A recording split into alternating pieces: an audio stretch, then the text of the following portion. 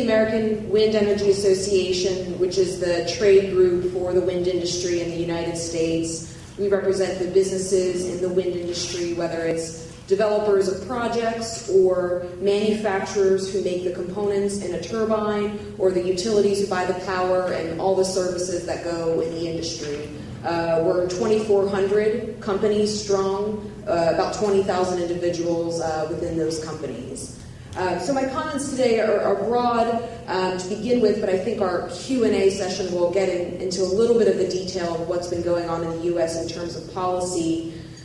The concept, I think, of this closing panel was looking at a diversified energy portfolio, whether it's in the U.S. or more broadly across countries. And I think that that's the right frame for what we're talking about doing here. We're not talking about any single energy source taking over the power mix. We're looking at finding the right balance to balance environmental concerns, economic concerns, and security concerns. Where renewables come into play, that we think we have a great environmental footprint, no emissions, no water use. We're not a thermal power process where we need water for cooling. No emissions, of course. The economics are quite good. This is a product that, when you install it, you know the cost for the entire life of generation. You don't have to worry about any volatile fuel price. That is a stably priced product, which I think is a benefit and a value of renewables that sometimes goes undervalued. It's hard to accommodate. Well, what's the value of a stably priced versus a volatile energy source over time?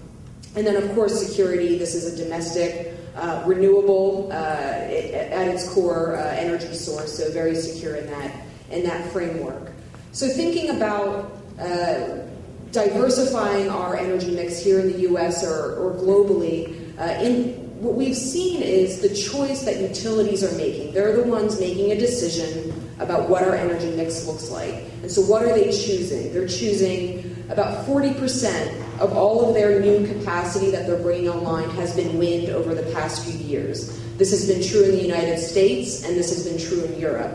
And that, if you add other renewables to that, that number just grows larger. Another large and equally competitive source has been, of course, natural gas. So renewables and gas together have made up 90% of all the new energy capacity being added to the grid. And so that's a good start to diversifying our portfolio, but it does take time, the turnaround time to turn over a large asset base like our power system.